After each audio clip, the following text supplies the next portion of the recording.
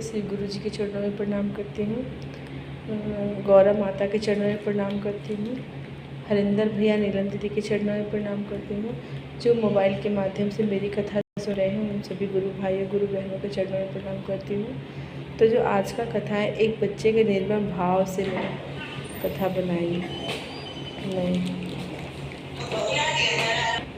कथा सुना रही हूँ। तो बिहार में एक हाजीपुर नाम की जगह है, वहाँ पर एक प्रदीप और परमीला नाम के पत्नी रहते थे। दोनों बहुत ही साधारण थे, ज़्यादा अमीर न ज़्यादा गरीब, मध्यम परिवार से थे। जो प्रदीप जी थे वो खेती गृहस्थी करते थे, पत्नी घर का काम करती थी और प्रदीप साथ साथ जैसे कहीं किसी का लाइट ख़राब हो गया, प्लम्बर का काम, ये सब काम थोड़ा बहुत जानते थे, तो घर घर जाके कभी कर लेते थे, जिससे अच्छी खासी आमदनी हो जाती थी। उनके 2 बच्चे थे, दोनों बेटियां ही थी। तो परमीला की दोनों बेटियां थी, छोटी थी, 1-2 साल का अंतर था बस दोनों बेटियों। तो परमीला जब भी कहीं शिव चर्चा में जाती अपनी दोनों बेटियों को लेके जाती। दोनों बेटियां देखती कि इतना मतलब विश्वास है शिव गुरु जी पे, उनकी मम्मी को, उनकी पापा को।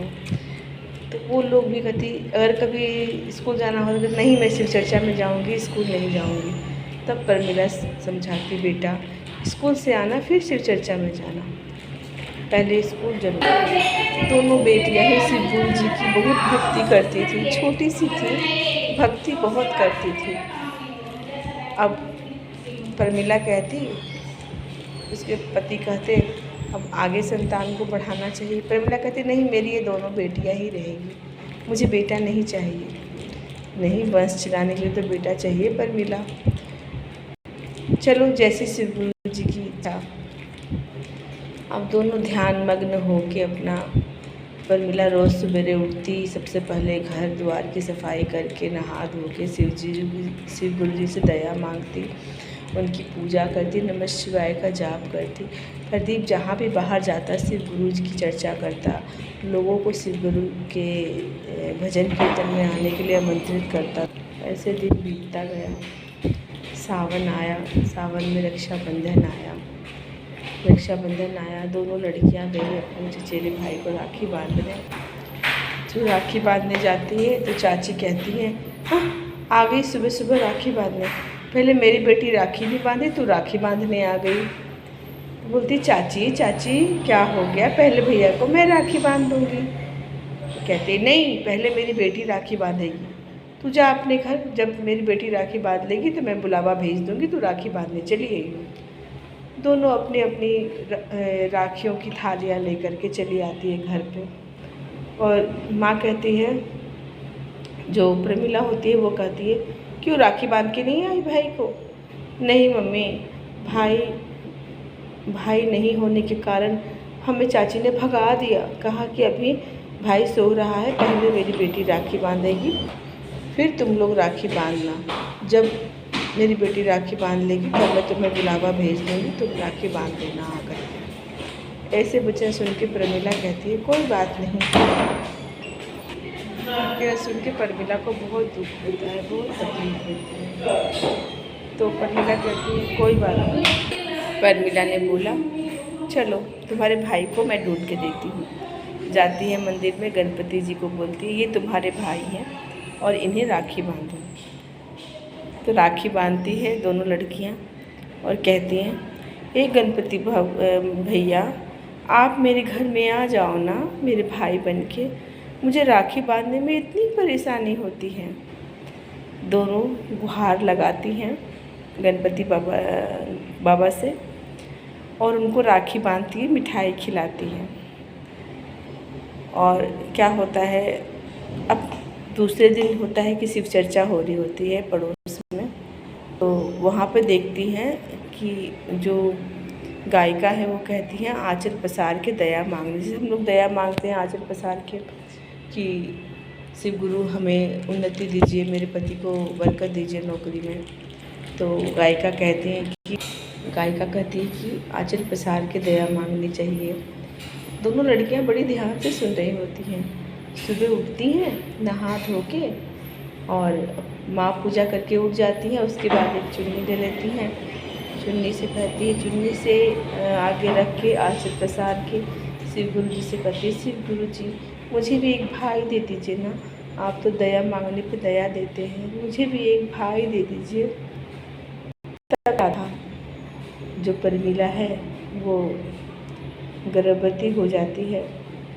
गर्भवती होती है, उसे पता नहीं चलता है, 1 महीना 2 महीना 3 महीना होता है, हालत थोड़ी ख़राब होती है, चक्कर आने लगता है। डॉक्टर के पास जाती है, डॉक्टर बोलता है आप गर्भवती हैं। परमिला कहती है मुझे ये बच्चा नहीं चाहिए, अगर ये भी लड़की हो गई तो मैं क्या करूँगी, मेरी 2 लड़कियाँ बहुत है, उनका खान पान देखना है, उनकी शिक्षा देखनी है। लेकिन प्रदीप बोलता है कोई बात नहीं, एक बार और देख लेते हैं। परमिला नाराज़ होकर अपने घर को चली आती है। घर आती है तो प्रदीप बच्चों से बोलते हैं घर में एक मेहमान आने वाला है। दोनों को लेकर के दोनों पति पत्नी में झगड़ा होता है इस बात को लेकर के।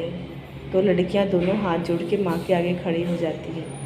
माँ, हमने शिव गुरु जी से अपने लिए भाई मांगा है, माँ कृपया कर भाई ला दो ना। परमिला को दया आ जाती है बच्चों पे, बोलती है हाँ हाँ तुम्हारा भाई ज़रूर आएगा। नित्य प्रति शिव गुरु जी की पूजा करती, आराधना करती, उनके दर्शन करती सूर्य प्रथम उठ करके। और सही में विश्वास की जीत हुई, उन लड़कियों के विश्वास की जीत हुई। उनके घर में 9 महीने बाद एक सुंदर पुत्र का जन्म हुआ।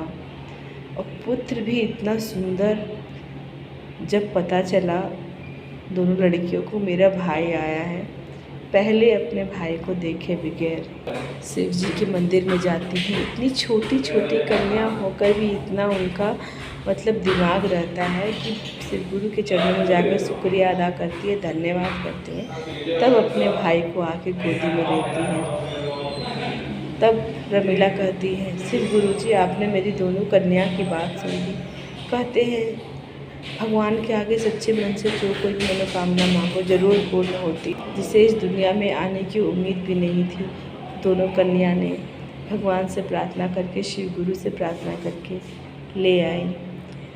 और ऐसे समय बीतते गया, दूसरा रक्षाबंधन आया। सबसे पहले गणपति जी को दोनों कन्याओं ने राखी बांधी, फिर पहली राखी उन्होंने अपने भाई को बांधी और दोनों बहुत प्रसन्न हुई और शिव गुरु जी का धन्यवाद किया।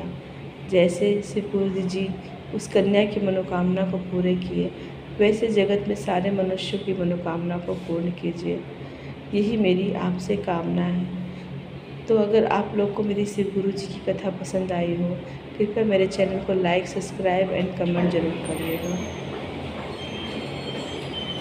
तो मिलते हैं नेक्स्ट ब्लॉग में।